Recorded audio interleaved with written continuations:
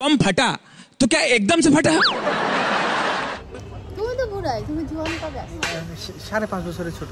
আমরা মানুষ দুজন এক প্লেট মোমো কেন নিছি? না না, মাঝারি গরিব থেকে নাই গরিবে। আমার মার্কেটে নিয়ে আসলে প্রতিদিন কামনা করে। দেশের অর্থনৈতিক অবস্থা ভালো না। তোমার পকেটের অর্থনৈতিক অবস্থা ভালো না, সেটা বলো। সব থেকে ধোয়া ওঠে না, ঠান্ডা চা দিছে। এটা কি টুপি পরছো?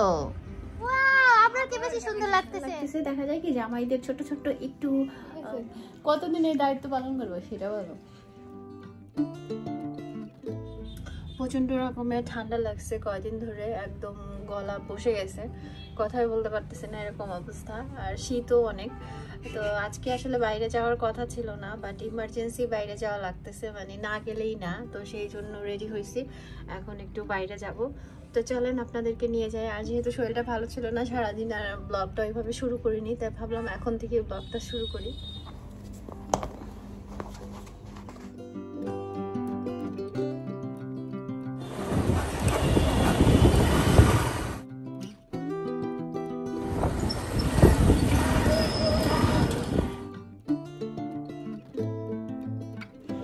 মার্কেটে আসলে চারিদিকে মানুষ দেখলে মনে হয় যে 12 মাসে ঈদ থাকে, এত এত মানুষের ভিড়। যে পরিমাণে কাপড় চোপড়ের দাম, আর কেনাকাটা করা যাবে না। জামাইরে মার্কেটে নিয়ে আসলে প্রতিদিন কামনা করে না, প্রতিদিন তো আসি না, আগে আরো বেশি আসতাম।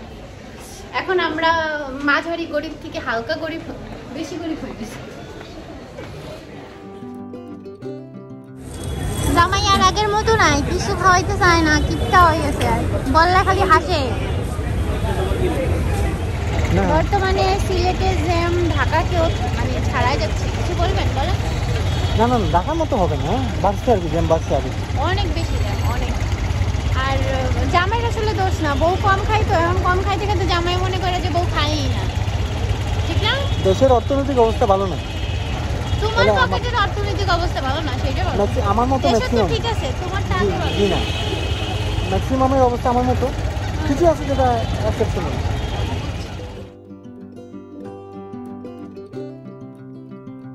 জামাই কিপটা হয়ে গেছে বলছি দেখে, জামাই এখন আবার খাওয়াইতে নিয়ে আসছে, আর বলে খাওয়াবো যখন চলো এখানে একটু ঘুরে তারপরে তোমাকে খাওয়াই টাওয়াই নিয়ে যাই। আর ভালো হয়ে গেছে। নতুন যখন এইটা হয়েছিল এত মানুষের ভিড় থাকতো, এখন কিছুটা একটু কমছে, এখন অত মানুষজনের পরিমাণ একটু কম। এটা একটা ছবি ভিডিওটির সাথে টিম টিম করতেছে। জামাই বুড়ো হয়ে গেছে।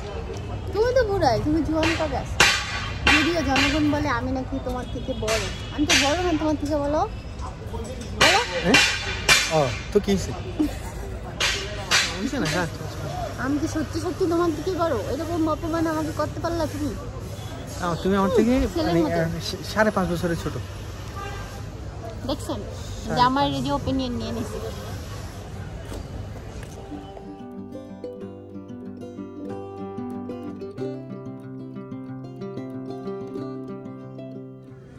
এই জিনিসটা আমার অনেক ভালো লাগছে যে ধূমপান নিষেধ, আসলেই তাই, এটা করা উচিত না। সামনে একটা আপুর দোকান আছে, ওইখানে হচ্ছে আপু মোমো সেল করে, এর আগে খাইছিলাম, দেখি ওইটা আছে নাকি, তাইলে মোমো খাই। কারণ শীতের দিন তো এমনিতেই একটু ভালো লাগবে, ঠান্ডার মধ্যে গরম গরম, আর আমার গলার যে অবস্থা বন্ধ হয়ে যায়, গরম খাইলে একটু আরাম লাগবে আর কি।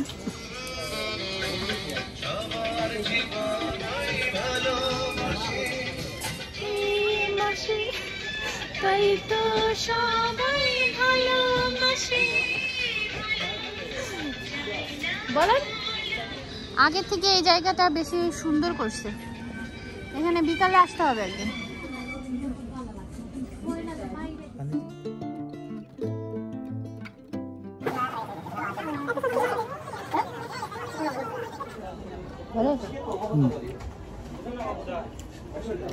আমরা এখানে আরেক দোকানে আরেকদিন খাইছিলাম, ওইটার থেকে আজকেরটা মজা, একটু ভালো কম্পারেটিভ, হ্যাঁ মজা আছে।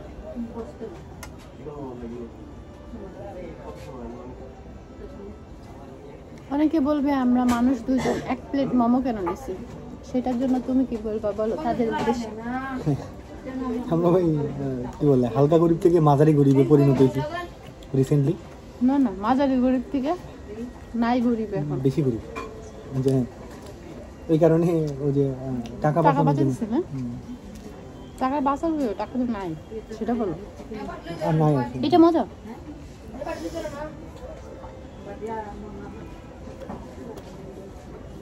যাই হোক, এগুলো বললে আবার অনেকে টাকার হিসেব নিয়ে বসে যে এই জায়গায় টাকা কেন খরচ করেন, ওই জায়গায় কেন করেন। আসলে মানুষ যেমন তার জীবন জীবিকা কিভাবে নির্ধারণ করবে সেটা যেরকম তাদের নিজেদের হাতে থাকে বা সেই অনুযায়ী তারা আগায়, ঠিক তেমনি সে কোন জায়গায় কয় টাকা কখন খরচ করবে সেটাও কিন্তু তার উপরই নির্ভর করে, এই আর কি।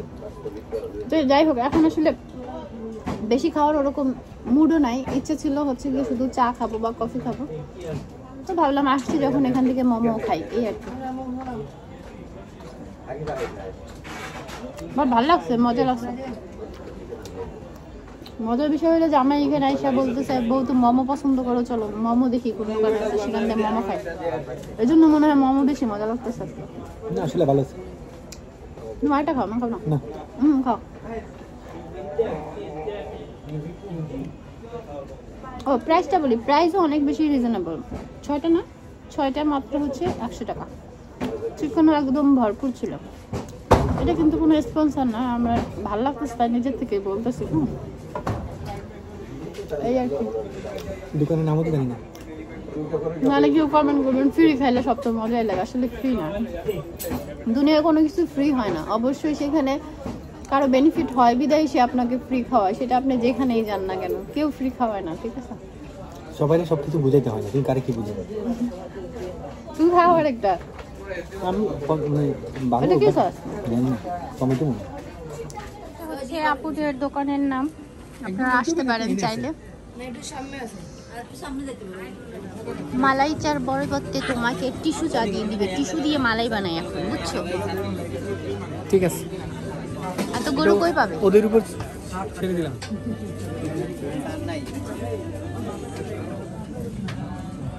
সব থেকে ধোঁয়া ওঠে না, ঠান্ডা চা দিছে, ধোঁয়া তো দেখা যায় না, তুমি দেখো।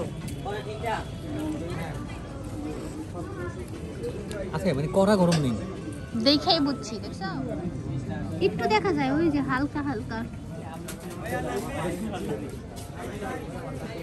চা দিছে, এলাচি দিছে, দারচিনি দিছে, কিন্তু মালাই দেয় নাই।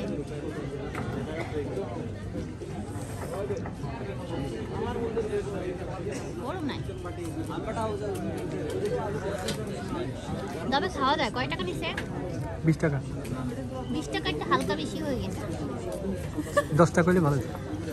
না না, 15 টাকায় হোক, তুমি সুন্দর একটা জায়গায় খাইতেছো, তারপর মাটির কাপ দিচ্ছে, ওয়াও, শীতের জন্য টাকা গেছে না। না ভালো আছে, খাওয়া যায়, ট্রাই করা যায়, আপনারাও ট্রাই করতে পারেন।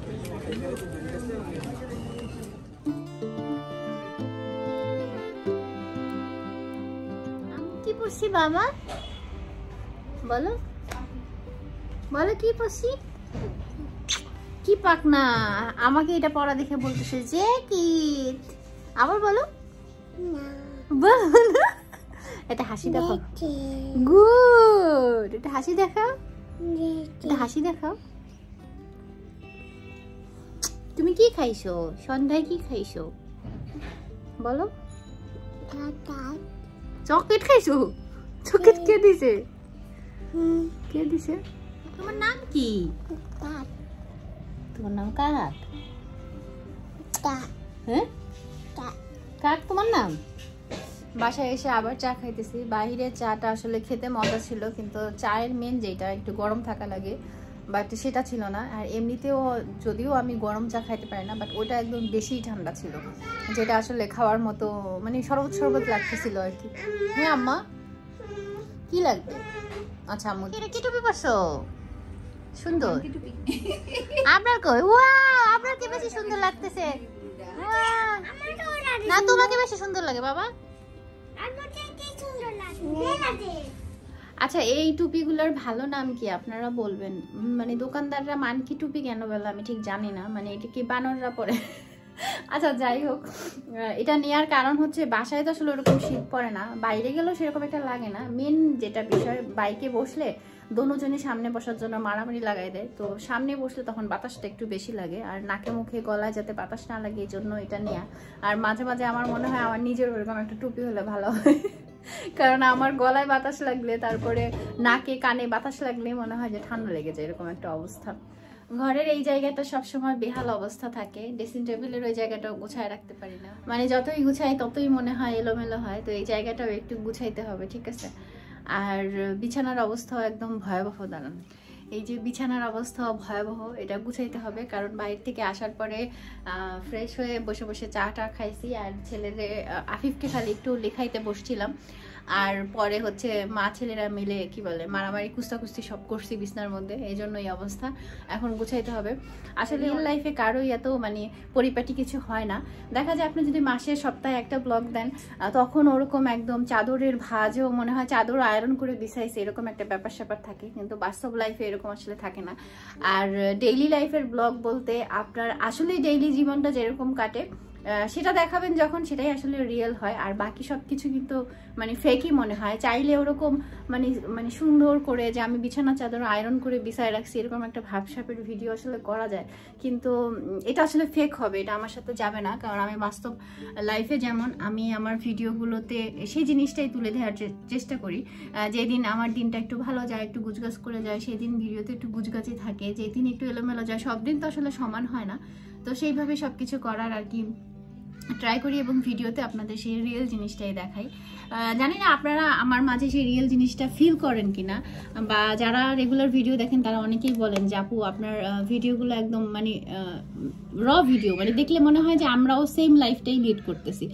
তো তাদের হয়তো অনেক বেশি ভালো লাগে, তারাই ভালোবাসে হয়তো বা ভিডিও দেখেন। তো যাই হোক, আন্তাজে কথার ফাঁকে কত বক বক যে করে ফেললাম। আমি আসলে সরাসরি ভয়েস দিয়ে এই জন্য ভিডিও করি না, কারণ আমি অনেক কথা বলতে পছন্দ করি, আর কথা শুরু করলে আর থামি না, ঠিক আছে। এই হচ্ছে অবস্থা। আমার মাঝে মাঝে প্রচন্ড চুপ থাকি, আমাকে মেরেও কেউ কথা বাই করতে পারে না, এরকম অবস্থা। তো যাই হোক, আমি এখন একদম চোখের নিমিষে এগুলো একদম একটু গুছাই ফেলতে পারতাম, অনেক ভালো লাগতো। আর আজকে আসলে মনটা সত্যি সত্যিই ভালো লাগতেছে। দেখা যায় কি জামাইদের ছোট ছোট একটু মানে ট্রিট বা একটু একটু স্পেশাল ফিল করালেই না, মানে আমাদের মতো বউরা যারা আছে তারা অনেক বেশি খুশি হয়ে যায়। মানে সাধারণ যাদের চাওয়া পাওয়া থাকে, আর যাদের বিশেষ বিশেষ চাওয়া পাওয়া তাদের হয়তো বা একটু ভিন্নভাবে চিন্তা করে আর কি। আর আজকের ভিডিওটা আমি এটাও বলবো যে আমি বাস্তবে যেমন, ঠিক আছে, বা যেমনভাবে চলি, যেমনভাবে কথা বলি, সেইটাই অনেকটা আজকের ভিডিওতে আপনারা দেখবেন। কারণ ভয়েস ওভার করতে গেলে অনেক সময় হয় কি যে পরিপাটিভাবে কথা বলার ট্রাই করি, বাট বাস্তব লাইফে ওরকম গোছানো বা পরিপাটি না। ওই যে দুজন লাগাই দিছে, ওদেরকে একটু দেখি, পরে কথা বলি। এখন ঘর গুছিয়ে নিচ্ছি, আর সাথে আবরারও চলে আসছে, আর এসে হচ্ছে সে মায়ের জ্যাকেট পরবে, সেজন্য কান্না করছিল। তো পরায় দেওয়ার পরে অবশ্য খুশি হয়েছে, বাট সেটা তার মন মতো মানে সাইজ মতো হয় না, সেটা বুঝতে পারছে, এই জন্য আবার কান্নাকাটি করে। এখন বলেন তো, মার জ্যাকেট তার কিভাবে সাইজ মতো হবে, এটা তারে কিভাবে বুঝাবো? না বাবা, কথা বলো, বলো আম্মা, বলো আম্মা। হ্যাঁ, আজকে হচ্ছে আমার সাথে আফিফ আবরার দুইজনই আছে ভয়েস ওভার করার সময়। আফিফ কিছু বলবা? বলো। কি বলবো? কি বলবো? আম্মা কি করে? আম্মু টাচ করে। তাই? হ্যাঁ।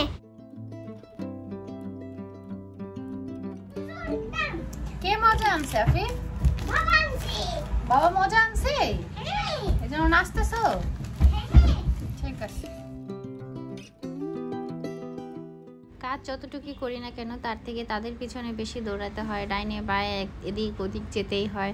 একটা গুছিয়ে আসে আর একটা নষ্ট করে। ওদিকে আবরার উঠে টেবিলের উপরে দাঁড়ায় যায়, মানে ও এটা ভাঙার চিন্তা ভাবনা আছে কবে যে ভাঙবে। আর এটা একবার টেবিলে খাটে উঠায়, একবার নিচে নামে। আসলে আমার বেডরুমটা খুবই মানে ছোট, আর জিনিসপত্রও বেশি, যার কারণে একটার সাথে একটা একদম লেগে যায়, তো কাজ করতে একটু অসুবিধা হয়। বাট তারপরও সব কিছু মিলিয়ে চলে যাচ্ছে আলহামদুলিল্লাহ, ভালোই। আর এদিকে এই যে আফিফও আসছে, আর দুইজন এখনো ভয়েস ওভার দেওয়ার সময় তারা নাকি দুজন আমার সাথে ভয়েস ওভার দিবে, তাই আমার সাথে চুপ করে শুয়ে আছে। না বাবা? তো বিছানা ঘর সব কিছু পরিষ্কার করে তারপর একটু ঘরটা ঝাড়ু দিয়ে নিলাম। আর বললেই হয় আবরার রাফি দুইজনেই দৌড়ে দৌড়ে আমাকে কাজে একটু হেল্পও করে আবার। আর এদিকে হচ্ছে রাতেই কাপড়গুলো ওয়াশিং মেশিনে দিয়ে দিচ্ছি। এখন আসলে দিনের বেলা কয়েকদিন ধরে তেমন একটা রোদ ওঠে না, তো রাতে কাপড়গুলো ওয়াশ করে রাখলে দিনে সকাল সকাল রোদে দিলে তাও সারাদিনে আর কি শুকিয়ে যায়, এই আর কি। এরপরে রাতের আমরা খাওয়া দাওয়া করে নিলাম। আর এই পার্টটা এখন আসলে লাইফের অনেক বেশি ভালো লাগে। আর আগে দেখা যেত মাঝে মধ্যে একজন আরেকজনকে খাইয়ে দেওয়া হতো, বাট যখন থেকে মানে আফিফ পেটে ছিল ওই টাইমটা থেকে মানে ওর হাতে খাওয়ার একটা অভ্যাস হয়ে গেছে। তো মাঝখানে কিছুদিন গ্যাপ ছিল, ফাঁকে টাকে খাওয়া হতো আর কি।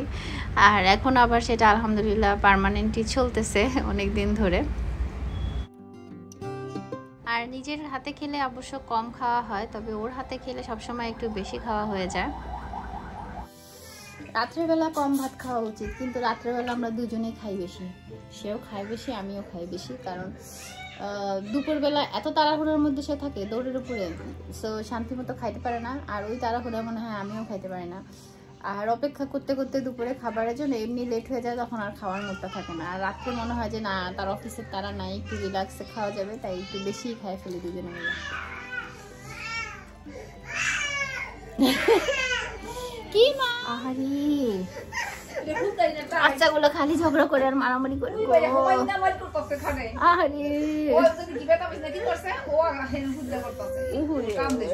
চোখ দিয়ে আবার পানি বের হয়েছে রে আমার বড় বাবাটা। ডাল আর আলু ভর্তা তার এতই পছন্দ যে আমার সাথে যখন খাওয়াইছে সেও খাইছে, তারপর আবার লুকায় কত টুকরা খাইছে না।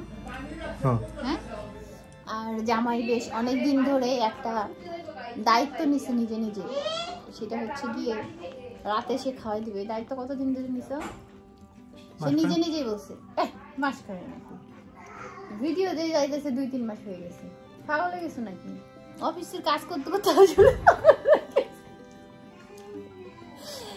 ঠিক আছে, কতদিন এই দায়িত্ব পালন করবো সেটা বলো। সবসময় জ্বালা যতদিন বাঁচবো। এটা অবশ্য একদিকে ভালো, তাহলে কি হয় যে মারামারি ঝগড়া হলে যে না খায় থাকার একটা ব্যাপার স্যাপার থাকে না, সেটা থাকে না। আগে বউ খাবার নিয়ে রাগ করতাম, এখন কিন্তু খাই ফেলি, ঝগড়া হইলো না।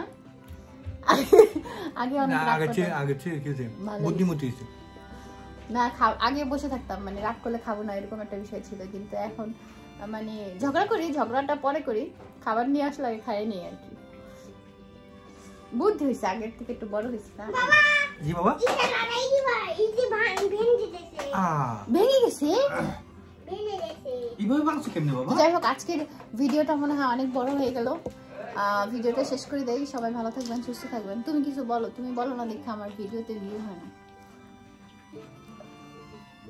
হাসতেছে, খাইতে পারতেছ না বেচারা, শান্তিতে এনজয় করে। যাই হোক, সবাই ভালো থাকেন, সুস্থ থাকেন। সবার সাথে সুন্দর একটা ব্লগে দেখা হয়ে যাবে। আর একদম বিধ্বস্ত লাগতেছে, কারণ রুমের কালারের জন্য আর ফ্রন্ট ক্যামেরায় ভিডিও করলে এরকম বিধ্বস্তই আছে, ফোনের মধ্যে কিচ্ছু করার নাই। বাট এতটা বিধ্বস্ত আমরা না। তো যাই হোক, ভালো থাকেন সবাই, দেখা হয়ে যাবে নতুন ভিডিওতে। সেই পর্যন্ত সবাই ভালো থাকেন, আল্লাহ হাফেজ, আসসালামু আলাইকুম। মজাটা খাওয়ার জন্য কি করছো? ধৈর্য ধরছো? হ্যাঁ। কে ধৈর্য ধরতে বলছিল? বাবা। ও আচ্ছা, তুমি ধৈর্য ধরেছিলা? ধরেছিলাম। এখন খেতে দিব? তাহলে খুশি হবা? কয়টা লাগবে এটা? কয়টা দিব? একটা। গুড, একটা। ঠিক আছে, ছোটরে আবার খাবো। হ্যাঁ, এই তো বুদ্ধিমান। তুমি খাবা না? না, সব দুটি খাবা না? একটা খাই। একটা। হ্যাঁ। আমরা কে রাখো, মনে করে খাইতেছে। খাইছে তো। একটা হাসি দেখো, ক্যামেরা একটা হাসি দেখো।